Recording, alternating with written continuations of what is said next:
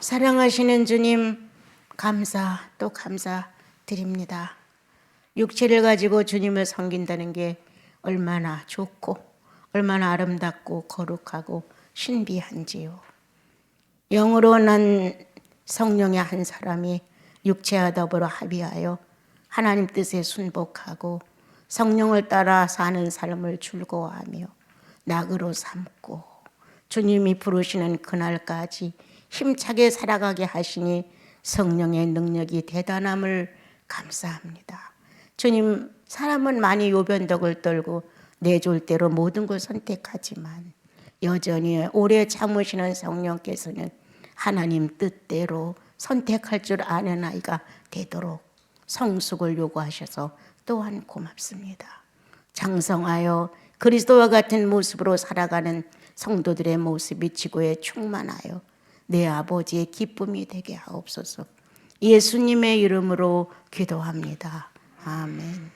12장에서는 그리스도인은 어떻게 살아갈 것인가, 그래서 이제 그리스도인들의 평범한 사생활의 모습을 설명을 하셨습니다. 여러분, 우리가 성경을 이렇게 무의미하게 읽을 때는 그냥 내용이 내 영혼에 맞지 않는 것 같은 거예요. 그런데 사사로운 건 하나도 없어요. 성경에는 어찌하든 우리들이 생각할 때 이 정도는 우리가 알고 있는데 기록을 하지 아니하셔도 괜찮을 텐데 이렇게 말하지만 건방진 태도죠. 우리가 하나님은 사사로운 것을 적지 아니하세요. 우리가 필요 없다 있다에 관계치도 아니하셔요. 내가 좋다 나쁘다 거기도 관계치 아니하셔요. 하나님은 하나님이실 뿐이에요. 그래서 성경이 그냥 이런 건 일상적인 생활 속에서 평범히 지나갈 수 있는 말들인데 왜 이렇게 기록을 하셨을까, 이런 생각을 해보거든요. 그런데 읽어보면 내용이 들어있는 거예요. 나는 얼마나 보통 생활을 경홀히 여겼는가, 얼마나 무시했고 하나님 없는 생활로 했는가, 이게 문제라는 거예요. 우리의 사사관은 일단 다 하나님이 개입되어 있는데 성도가 어떤 자세로 임하느냐가 중요해요. 하루에 3끼 밥을 먹고 또 우리가 운동도 하고 산책도 하고 일도 하고 여러 가지 하지만 그렇게 일상적인 우리들의 사생활 속에 주님이 개입되어 있습니까? 주님의 시선이 당신과 함께 합니까? 당신의 양심이 하나님을 바로 보고 있습니까? 이런 게 중요하다는 거예요. 이런 지금 우리가 읽는 이러한 것들은 보통 지나가는 말이지만요. 여기는 각 사람은 위에 있는 권세자들에게 복종해 줄 것을, 트집하지 말 것을, 그 권세를 인정해 줄 것을 말합니다. 그러면 세상적인 큰 권세가 있는가 하면 또 보통적으로 한 가정으로 돌아가면 가정 안에도 권세가 있고, 나 외에 공동체라고 하는 공동체의 의미는 누군가가 다스려주고 누군가가 가르쳐주고 누군가가 세워주고 이렇게 보호를 해주고 관리를 해줘야만 하나님의 거룩한 공동체는 서게 됩니다. 그런데 이제 우리는 예수 믿는다는 어떤 이 방정스럽고 의미 없는 행동은 나는 세상하고는 상관없어, 이런 식의 말을 많이 합니다.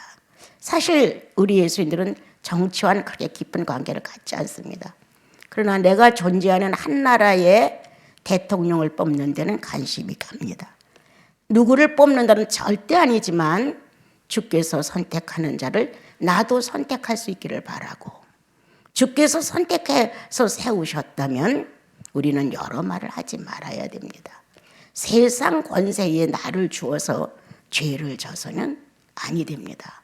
그런데 많은 사람들은 자기를 그대로 내놔줘요. 그래서 그냥 정치에도 학문에도 과학에도 모르는 분야가 없이 다 끼어들어서 꽤나 무엇을 알고 있는 사람처럼 행세할 때가 참 많습니다. 여러분, 오늘 주님은 그럭저럭 넘어가고 있는 우리들의 모습에 대하여 예수 없는 신적 사람이 아닌 것처럼 행동하는 행동에 대하여 우리한테 말해줍니다.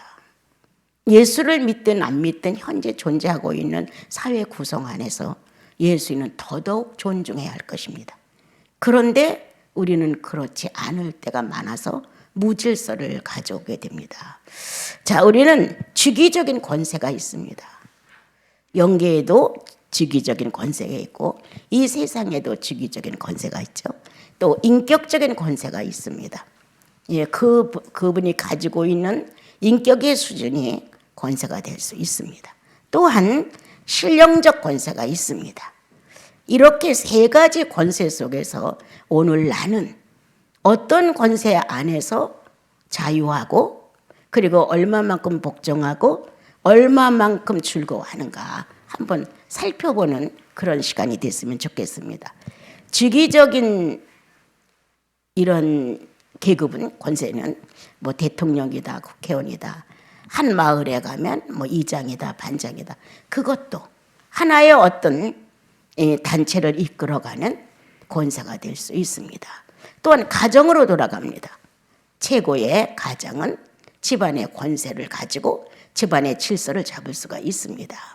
이런 주기적인 권세를 가지고 있으면서 나는 그 주기적인 권세를 함부로 사용하느냐, 엄포를 주고 공갈을 하고 뭔가 상대를 제압하려는 어떤 제압의 수단으로, 폭력의 수단으로 쓰느냐, 아니면 돌보고 관리하고 사랑해주고 살려주는 권세로 쓰느냐는 틀립니다.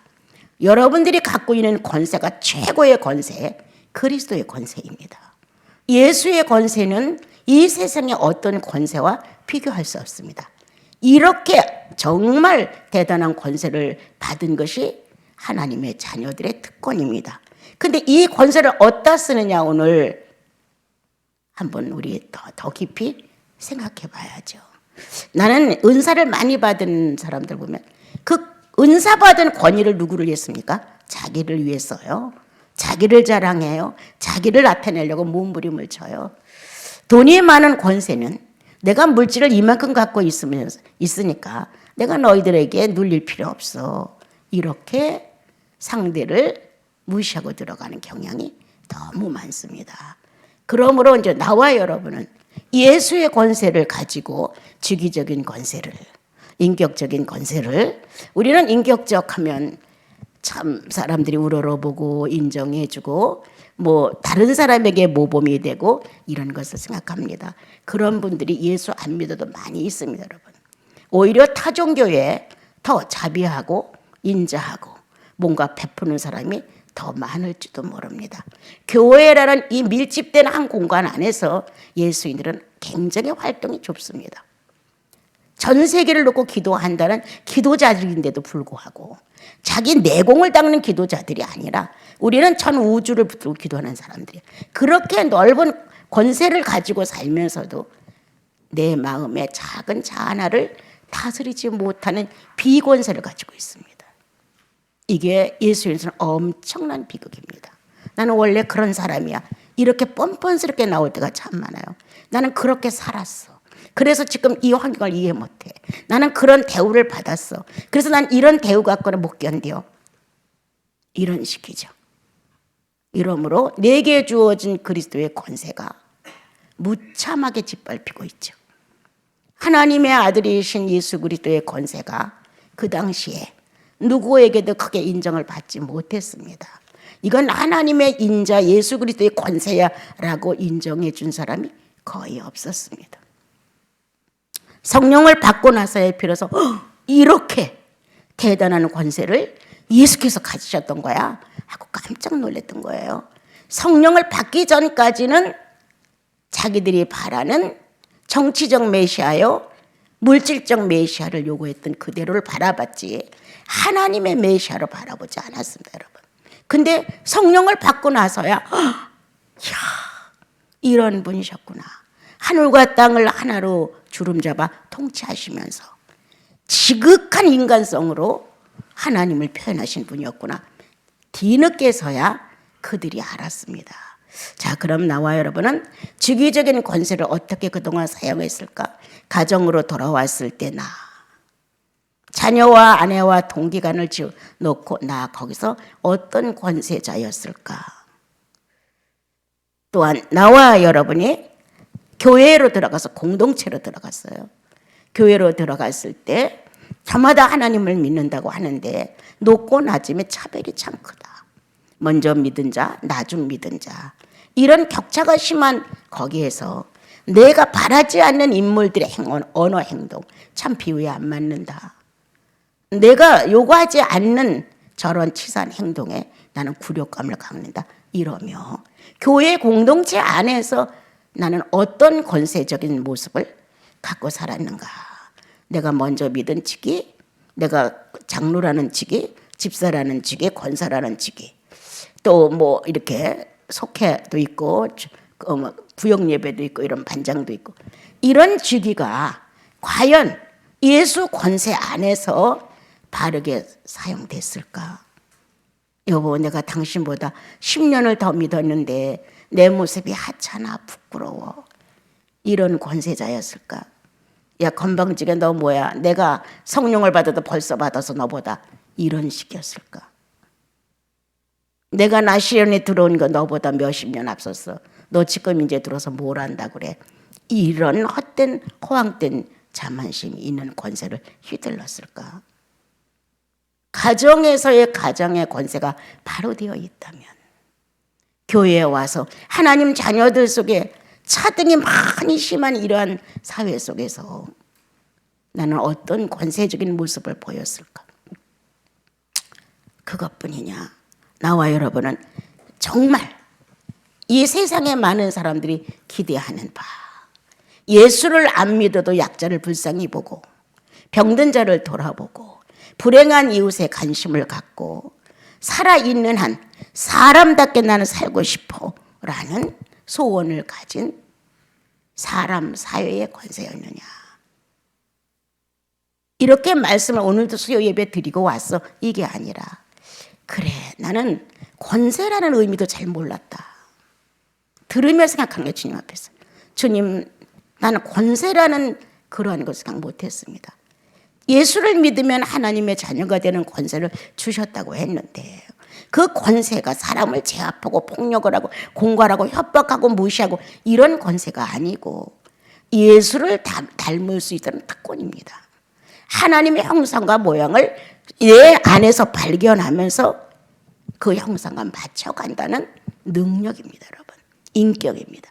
이렇게 성경은 우리에게 얘기해 줬지만 우리는 잘못 생각을 해서 독선적인 이러한 어떤 방법으로 무엇이 이루어져 가는 것을 원하고 있는지도 모릅니다. 자, 나 가정에서 혈육이라는 이 가정 안에서 나는 어떤 가정 공동체 안에 권세자가 되었을까? 예수 믿는다는 하나님의 거룩한 공동체 안에서 나는 어떤 직위의 권세를 누리려고 했을까?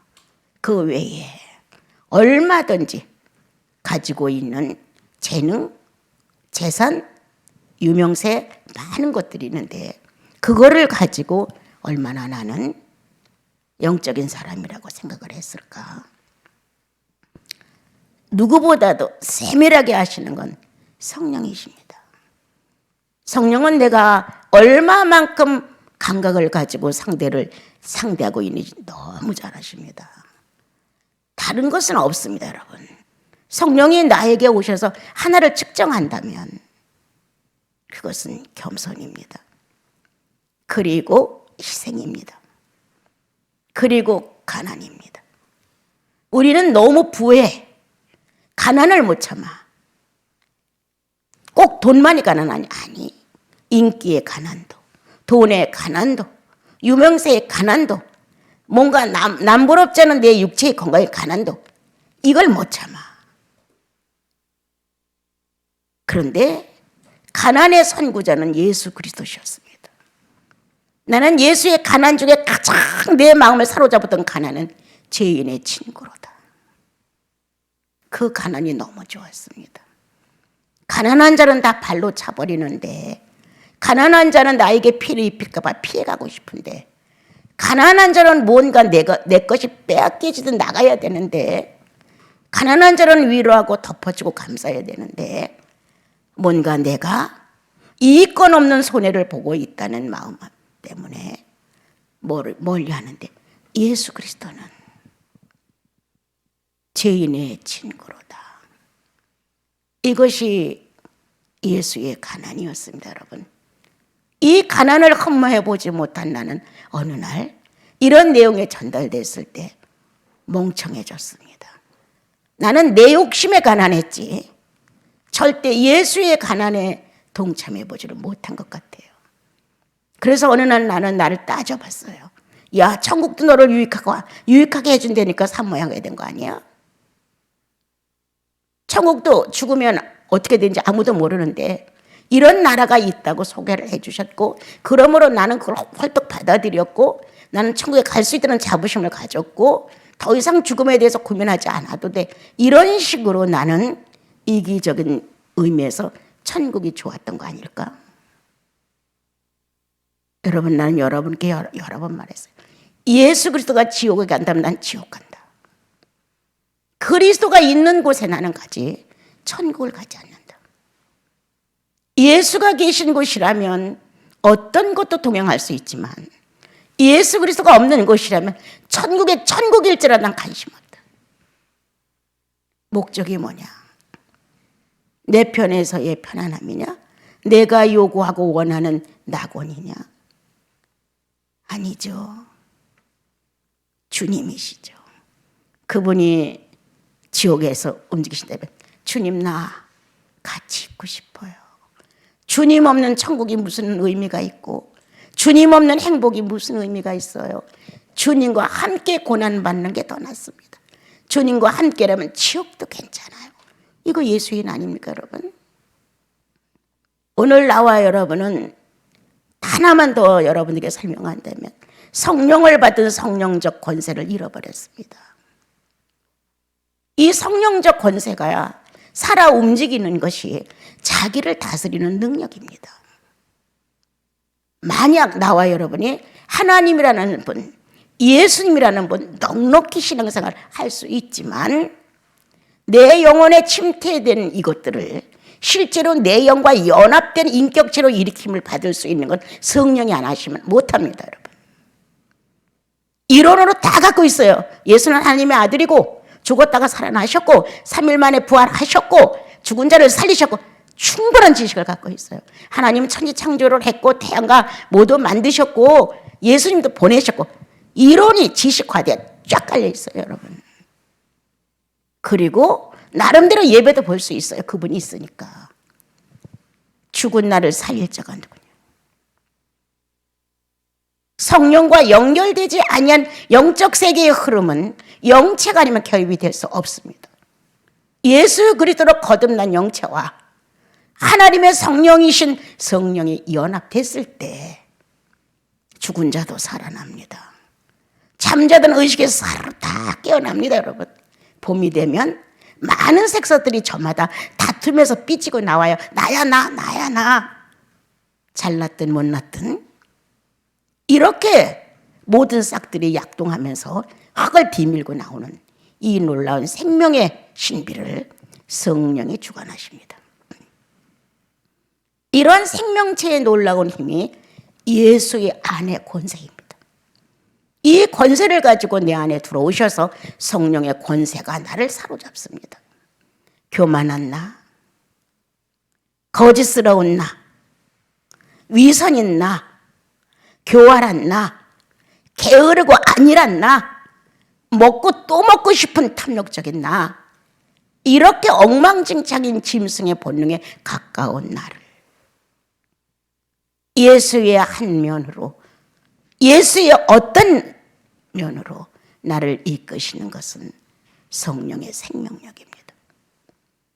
성령의 권세는 오늘도 잠들어서 깨나지 못하는 몽롱 상태에 빠진 나를 활짝 깨내신다.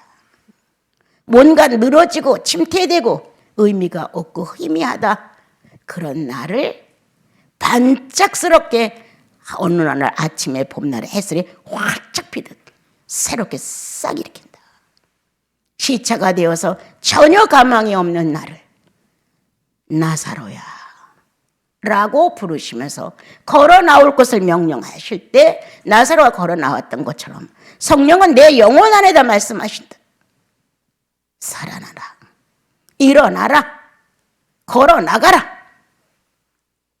이렇게 성령의 권세가 사망과 상관없이 나를 보호하신다. 이렇게 사망의 권세가 나와 여러분을 주관하고 있고 삶의 목표를 달성할 수 있도록 예수의 형상을 만드는데 투자할 수 있도록 밀어주는데 왜 성령의 권세는 사용하지 않는가? 죄인의 권세 교만은 그렇게 필요에 따라 칼을 찬 것처럼 세력을 누리면서, 교활한 권세는 그렇게 때때로 상대의 약점을 노리면서 빼앗아올 걸 다 뺏어오면서, 어찌하여 하나님의 거룩한 성령의 권세는 내 가슴에다 묻어놓고 사용하지 않는가? 오늘 주님은 세상의 권세자들에게도 순복해 줄 것을 원하셨습니다.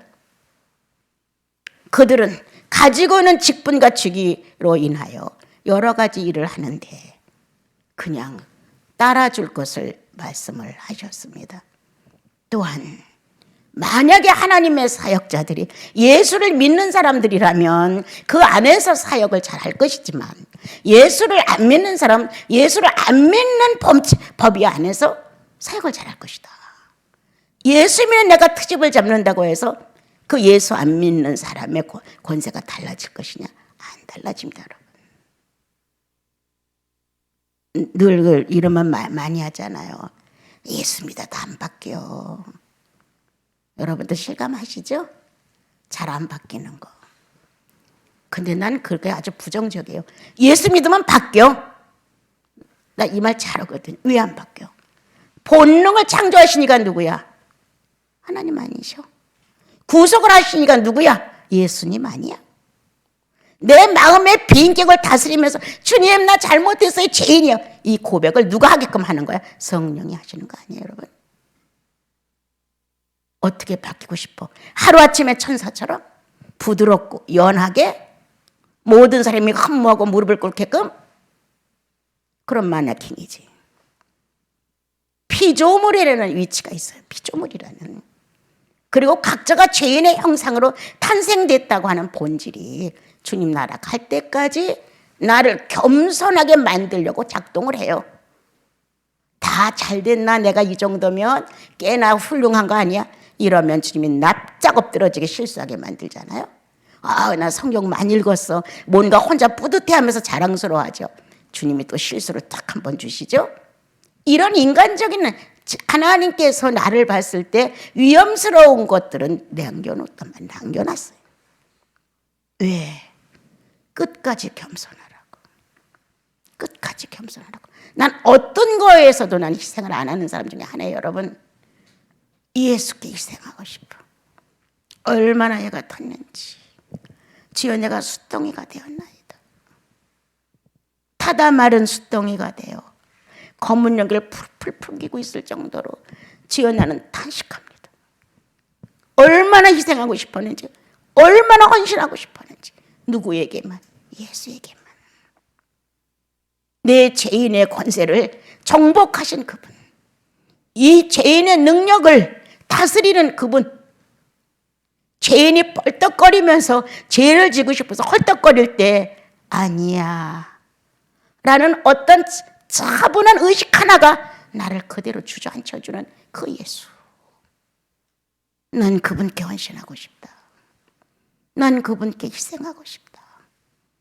난 그분께 그분의 고난이 내게 선물된다면 난 겁하고 싶지 않다. 이런 삶의 소원이 수십 년을 지났어요. 그런데 지금에 와서도 나는 보면 결실된 게 없는 거예요. 아직도 미완성들이야. 그래서 여러분에게 말씀을 가르치고 또 오시는 분들을 만나고 그래도 나는 혼자 있을 때 주님께 늘 부족한 죄인일 뿐이에요. 미완성적인 신음을 하는 한 사람일 뿐이에요. 이렇게 말을 하지만 나도 과연 성령의 권세로 나를 다스리는가? 600가지의 자아가 벌떡이고 있다면 600가지를 처단할 수 있는 성령의 권세를 사용할 수 있는가? 넌 어떤 권세냐? 직위의 권세도 아닙니다. 어떤 것의 권세도 아닙니다.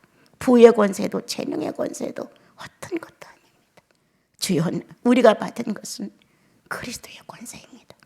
그 중에서 가장 멋있는 권세는 부활의 권세입니다. 가장 능력적인 권세는 성령께서 예수를 살리신 권세입니다. 하늘도 땅도 입을 다물었습니다. 성령의 말 없이, 소리 없이, 어떻게 흔적도 없이 그리스도를 살포시 일으키셨습니다. 우리는 왕왕 소리내죠. 왼손이 한 일을 오른손이 모르게 하라. 못 견뎌요. 어떻게 모르게 해? 왼손도 알아야지.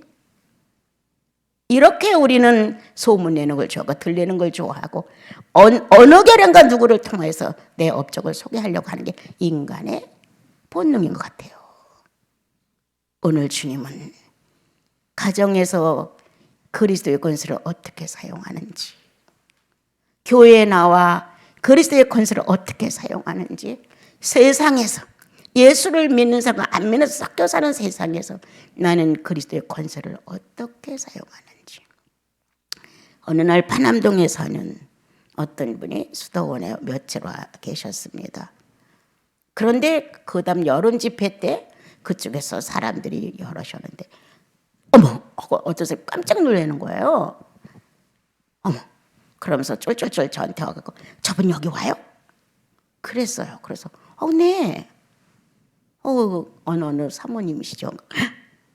저분이 지난번에 길에서 시장바닥에서 막 싸웠어요. 이러는 거예요. 이거 뭐 하는 짓이야? 예? 뭔지 몰라도, 뭐 때문인지 몰라도 길에서 막 시장바닥에서 소리 지르면서 어머, 저분이 여기 나와. 이러는 거예요. 예수인 다 죽었다 우리. 무엇 하나 감정 하나를 다스리지 못하고 손해 하나를 다스리지 못한다는, 나를 억울케 한다는, 나를 손해보게 한다는 이 감정 인격 하나를 다스리지 못해서 세상에 천국 가서 봤으면 더 놀릴 뻔했잖아. 예? 여기 와서 만나가지고 그 사람은 몰라요. 근데 이 사람은 아는 거야. 저 사람 엄청 싸웠어요. 뜯어 말려도 안 되세요. 막 거품이 났어요. 막 이러더라고요. 여러분, 예수의 사람들입니다. 우리는 그렇게 어떠한 인격일지라도 성령의 권세를 바로 세워야 합니다.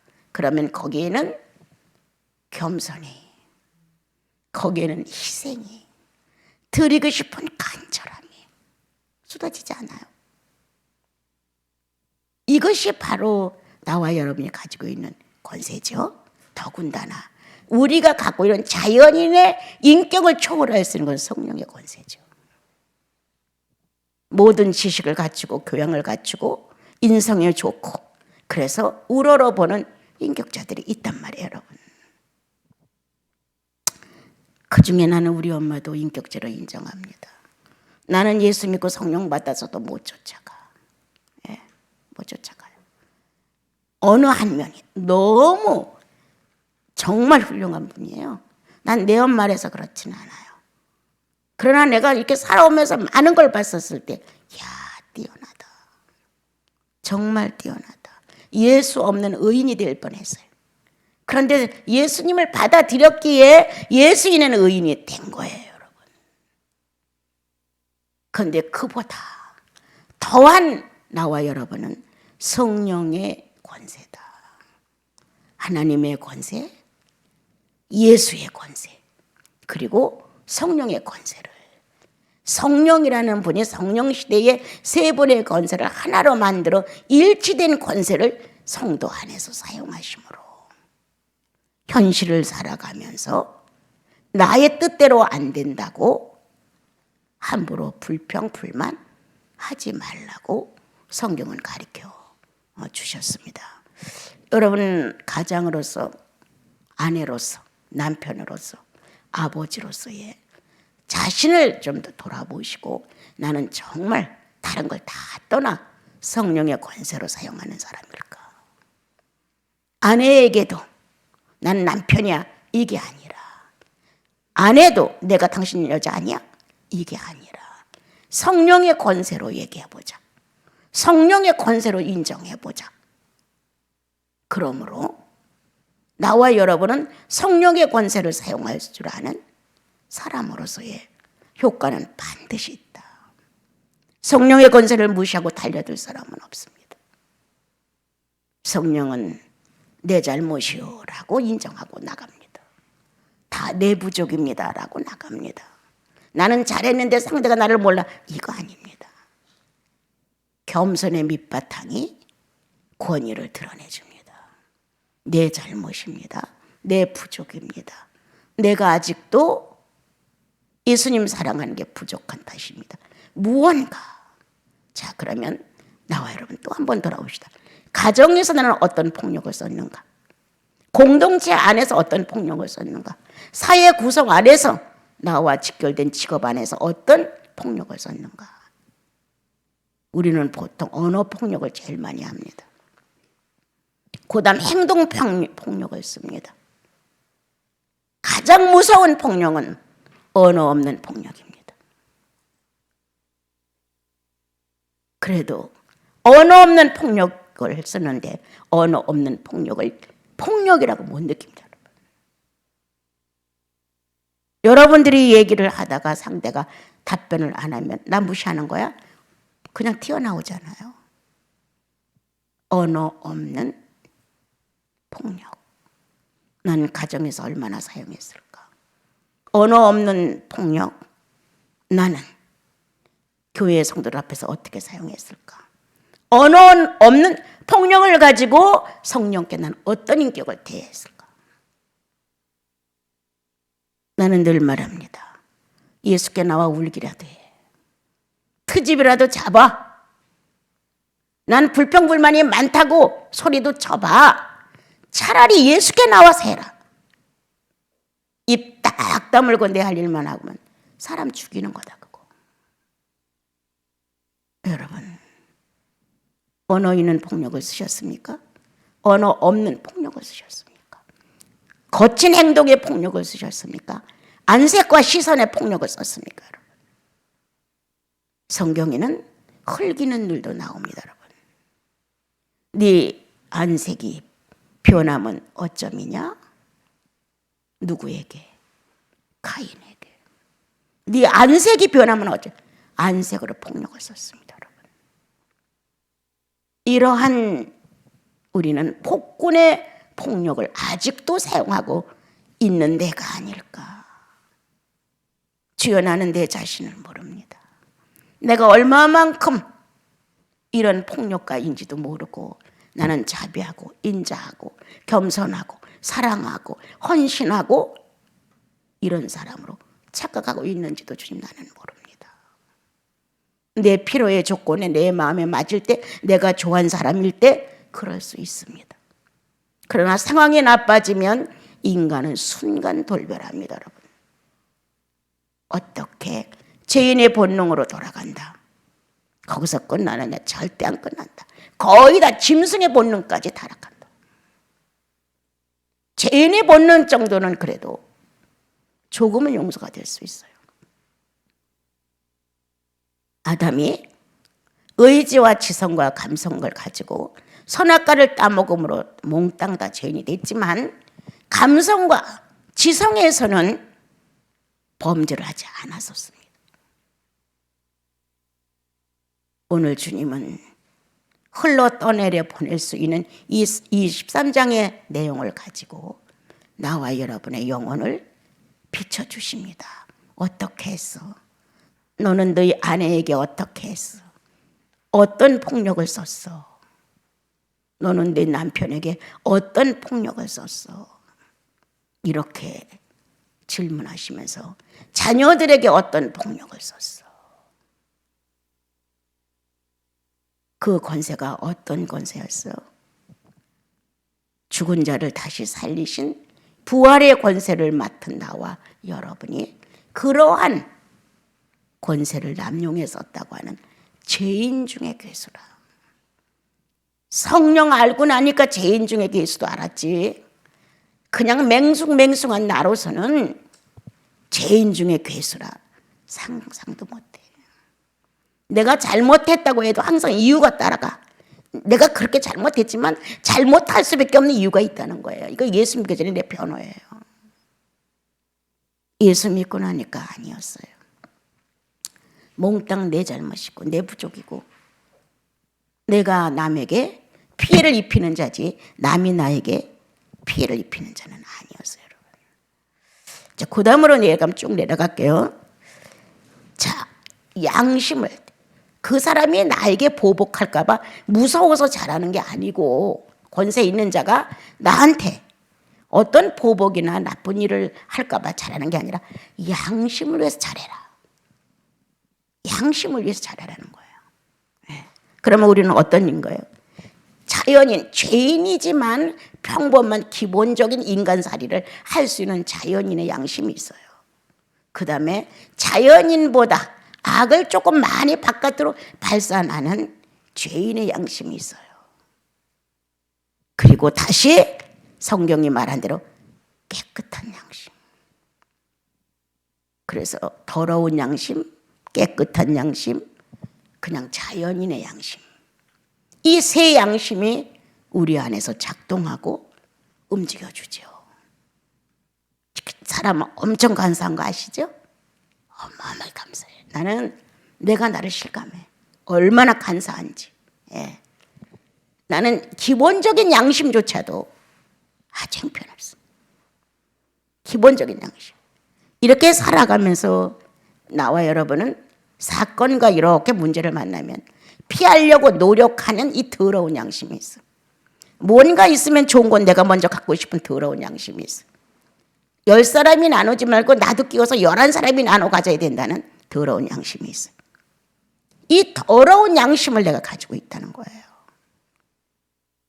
이런 양심 속에 예수 그리스도가 나와 함께 못 박아 죽었다는 사실을 선포해 주셨단 말이에요. 이 사실이 영혼 속에 밀려오면서 나는 새삼 내가 어마어마한 죄인이라고, 나는 내가 자살을 하려고 했기 때문에 죄인이라고 고백을 했지만 세월이 가고 예수 그리스도가 내 영혼 안에서 좀 더 신실해지니까 그건 아무것도 아니에요. 그건 아무것도 아니에요. 상황이 그렇게 돼서 더 이상 살 수 없다는 결론 속에서 자살을 선택할 수 있었던 나는 그건 아무것도 아니었어. 그건 내 환경과 내 조건에 내가 견디지 못한 표현이었죠. 나는 전능하신 그분을, 하나님을 알기도 전에 내가 나를 살해하려고 했다는 사실, 하나님을 알기도 전에 거기에서 나는 놀랐어요. 하나님을 알기도 전에 네가 알지도 못하고 자살을 해. 하나님을 만나본다면 죽든지 살든지 해야지. 이런 결론이 가슴에 오는 거예요. 아, 그랬구나. 하나님을 알기도 전에 네 선택은 그렇게 급해? 나는 옛날엔 그냥 주님 내가 죽으려고 했던 거, 자살하려고 했던 거, 용서해주세요, 이 정도였어요. 근데 어느 날 나는 하나님을 알기도 전에 하나님을 거부했다는 영혼이 움직여지기 시작했어요. 죄인 중에 괴수라 그보다 더한 괴수죠, 여러분.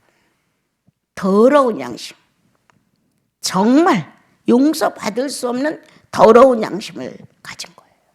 기본적인 양심 플러스 위에 아주 더러운 양심을 가진 거예요. 그러니까 죄인의 양심이 꽉 차 있는 거예요. 아주 충만한 거죠. 그런데 예수가 오셔서 예수께서 이 죄인을 위하여 구속사업을 해놨다는 거예요. 너를 살리기 위하여 하나님께서 하나님의 독생자 예수를 못 박아 값을 지불하고 너를 의인 만들었다는 사실이에요. 이 사실이 나를 크게 한 번 더 회전시켰어요. 아, 예수 믿고 구원받고 천국 가는 걸, 이게 중요한 게 아니로구나. 하나님께서 해놓으신 일, 아담을 만드신 그분이 아담을 되찾기 위해서 하나님의 거룩한 방법을 보냈는데 그것은 대가를 지불하고 새롭게 창조하는 것이다. 이러므로 인하여 하나님의 거룩한 방법은 양을 잡아 피의 희생을 드리고 예수를 죽여 피의 희생을 드려놨다. 믿으면 사는 것이고 안 믿으면 죽는 것이야. 나는 알았어요. 어떤 것을? 내 양심은 하나님 앞에서 핑계댈 수 없음을. 어떤 양심이에요? 거듭난 양심은 깨끗한 양심이에요. 더 이상의 어떤 이론이 필요 없고 변론이 필요 없어요. 예수 어떤 분이야? 그렇게 못 박아 자신을 넘기는 사건을 만났는데 조금도 0.01의 1cm도 더럽히지 않았다. 깨끗한 양심. 이 깨끗한 양심이 나를 주관한 거예요. 얼마나 애가 탔겠어요.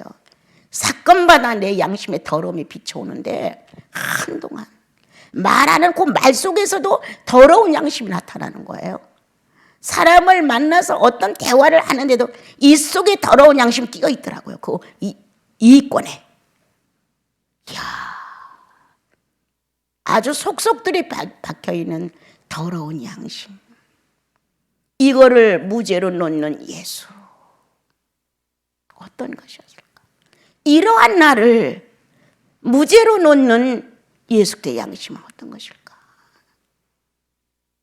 이런 데서 정말 예수가 어째서 이러면서 쉽게 울고 웃고 난 그런 게 아니었어요. 정말 이와 같은 현실이 내 양심을 들여다보니 어쩔 수가 없는 거예요. 그래서 예수여, 당신은 너무 귀합니다. 천하 만민이 다 당신을 천하다고 해도 내 속에 당신은 너무 귀합니다. 너무 귀합니다. 나는 속속들이 비양심에 박혀 있는데 이 속속들이 박혀 있는 이 더러운 양심을 무죄로 놓고 깨끗한 양심이라고 인정을 했던 것은 당신이 아니면 누구입니까? 그렇게 소리를 쳐가며 정말 많이 찾아봤어요. 막 있는, 나는 그때는 간주도 찾지 못했잖아요. 아무 서적도 없었잖아요. 그냥 그 양심 나오는 거 다 뒤져서 찾고 성경을 많이 봐서 시간을 소모한 것보다는 이런 거 찾느냐고 엄청 시간이 걸렸어요. 어느 때는 반나절을 가도 그 내용을 반드시 봤는데 생각이 안 나는 거. 몇 장 몇 절인지. 그 거의 반나절이니까 그거 하나 찾는데 신구약을 다 들치고 이렇게 난리를 폈죠. 이 깨끗한 양심, 그건 어떤 것일까? 한결같은 저울추. 여러분, 저울추가 한결같아야 된대요. 나는 어떻게 기준해야 좋을지 몰랐어요. 깨끗한 양심으로 주님이 나를 살려주셨는데 어떻게 이 평생 수십 년을 살아가면서 이 깨끗한 양심 때문에 제대로 될 것인가, 이런 것 때문에 고민을 많이 했어요. 그래도 인생은 삐뚤어져요. 이것 때문에 엄청 애가 타고 수동이처럼 탔다고 그랬잖아요. 주님을 몰라서. 그래도 또다시 현실로 돌아오면 나는 더러운 양심을 쓸 수 있는 능력이 남아있더라고. 지금도 남아있어, 아직도. 그래서 주님이 한결같은 저울추, 한결같지 않은 저울추는 여호와께서 미워하시느니라. 그럼 어떻게 하라는 거예요? 한결같은 저울추, 범사에 한결같은 저울추를 가져야 된다는 거예요. 이것 또한 쉽지 않은 어마어마한 연단이었죠. 예수 믿으면 인격 연단이에요, 여러분. 뭐 돈이 없어지고 실패하고 뭐가, 이거 연단도 아니에요. 이거 인간사예요. 이거는 이 세상 사람들이 겪는 거, 이런 것들은 거의 다 인간사예요. 정말 무서운 연단은 성령 안에서 인격이 되는 연단이에요.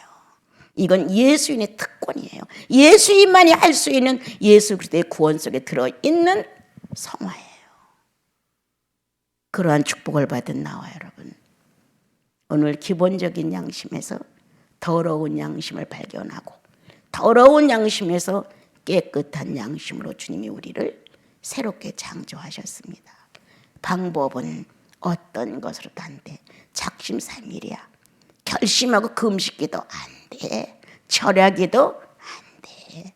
며칠은 가능할 수 있지만 이걸로 인한 탄식과 도전과 주님과의 관계를 맺는 것은 주님이 가르친 한결같은 저울추와의 전쟁이에요. 그러므로 여기서 연단이 되죠. 예. 야, 내가 한결같지 않았다. 또 내 저울처럼 기울어졌구나. 이렇게 발견하면서 주님 앞에 알려드리는 거예요. 주님, 내가 오늘은 1g 기울어졌었어요. 하나님과 대화를 하는 거예요. 주님과 내가 속삭이는 거야.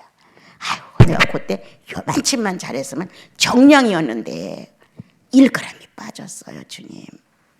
이렇게 말할 수 있는 거예요. 예수인의 권세 아니냐? 성령의 권세 아니냐? 부활의 영역권에 존재한다는 의미가 아니냐라고 여러분께 전달하고 싶습니다.